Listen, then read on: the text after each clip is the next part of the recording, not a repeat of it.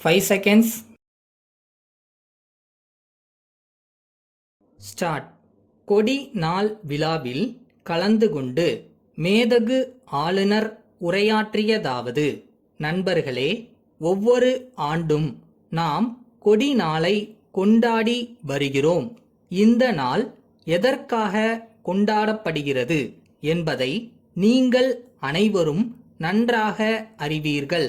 இருப்பினும் இதனுடைய சிறப்பை உங்கள் அனைவருக்கும் ஞாபகப்படுத்துவது நல்லது என்று நான் கருதுகிறேன்.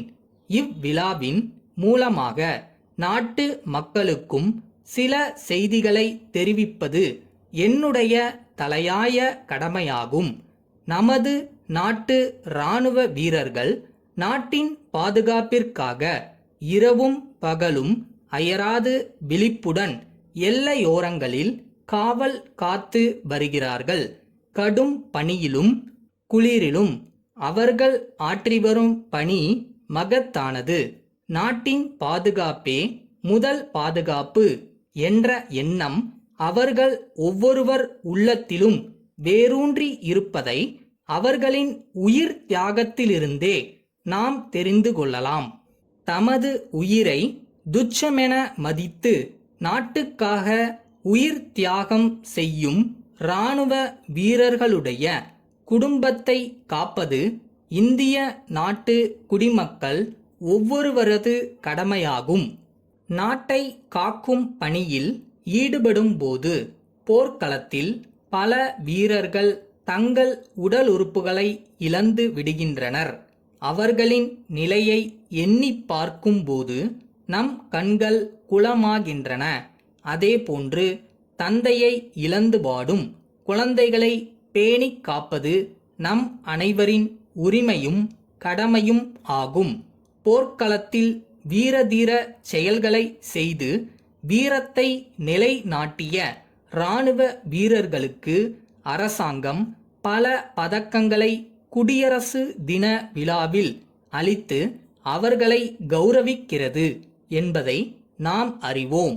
அதோடு அவ்வீரர்களின் குழந்தைகளின் படிப்புக்கும் உத்தியோகத்திற்கும் தேவையான உதவிகளை அரசாங்கம் செய்து வருவதை நீங்கள் எல்லோரும் அறிவீர்கள். சமீபத்தில் நடந்து முடிந்த கார்கில் போரில் கூட நூற்றுக்கணக்கான வீரர்களை பலி கொடுத்த பின்பே நம் நாடு வெற்றி கொடியை நாட்ட முடிந்தது. அவ்வாறு போரில் இறந்து போன வீரர்களில் தமிழகத்து வீரர்களின் தீரச் செயல்கள் பாராட்ட தகுந்தவையாக இருப்பதை நான் சுட்டிக்காட்ட விரும்புகிறேன். நம் தமிழக அரசும் அவ்வீரர்களின் குடும்பத்திற்கு இலவச வீடு, வேலைவாய்ப்பு, பண உதவி போன்றவற்றை அளித்து அவர்களது குடும்பத்திற்கு வேண்டிய பாதுகாப்பை அளித்து வருவதை நான் இந்த நேரத்தில் நினைவு கூர்வது பொருத்தமுடையதாக இருக்கும் என்று கருதுகிறேன். நம் நாடு பொருளாதாரம், கல்வி, சமூக நல்வாழ்வு, மருத்துவம் போன்ற துறைகளிலே வெகு வேகமான முன்னேற்றத்தை அடைந்து வருவதோடு இராணுவ துறையிலும் வளர்ச்சி அடைந்து வருகிறது. இவ்வளர்ச்சி தொடர்ந்து நீடிக்கும் பட்சத்தில் இந்தியா ஒரு பெரிய வல்லரசு நாடாக ஆசியா கண்டத்தில் திகழும் நாள் வெகு தொலைவில் இல்லை. இத்தகைய மாபெரும் பணியில் ஈடுபட்டுள்ள நமது நாட்டின் இராணுவ வீரர்களுக்கு ஒவ்வொரு குடிமகனும் தன்னாலான உதவியை செய்ய முன் வர வேண்டும் என்று கேட்டுக்கொள்கிறேன். அப்போதுதான் நம் தாய்நாடு உலக அரங்கில் தலை நிமிர்ந்து நிற்க முடியும்.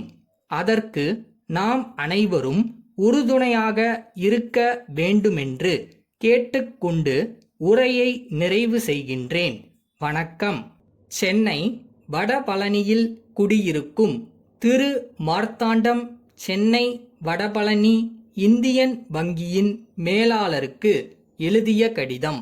அன்புள்ள ஐயா, நான் தற்போது சென்னையில் ஒரு தனியார் நிறுவனத்தில் முதன்மை கணக்கு அலுவலராக வேலை பார்த்து வருகிறேன். தங்களது வங்கியில் தொடர்ந்து கணக்கு வைத்து தகுந்த முறையில் கணக்குகளை பராமரித்து வருகிறேன். தற்போது எனது அலுவலகத்தில் மேலும் பதவி உயர்வு அளித்து மதுரையிலுள்ள எங்களது கிளை அலுவலகத்தின் பொறுப்பாளராக நியமித்துள்ளனர். எனவே பதவி உயர்வை கருதியும் அலுவலக பணிகளை கருதியும் நான் இம்மாதம் 15ஆம் தேதிக்குள் மதுரையிலுள்ள எங்களது அலுவலகத்தில் வேலைக்கு சேர வேண்டிய கட்டாயம் ஏற்பட்டுள்ளது. எனவே மதுரை தல்லாகுளத்திலுள்ள தங்களது கிளைக்கு எனது கணக்குகளை மாற்றித் தருமாறு கேட்டுக்கொள்கிறேன். மேலும் நான் தற்போது கைவசம் வைத்துள்ள ரூபாய் 10,000ற்கான பங்குகளை மதுரையிலே பணம் பெற்றுக்கொள்ளும் வகையில் அதனை மாற்றி தருமாறும் கேட்டுக்கொள்கிறேன்.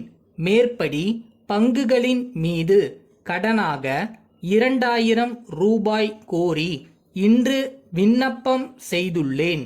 பணத்தை விரைவில் பெற்றுக்கொள்ள வழி செய்யுமாறு கேட்டுக்கொள்கிறேன். தங்கள் உண்மையுள்ள மார்த்தாண்டம்.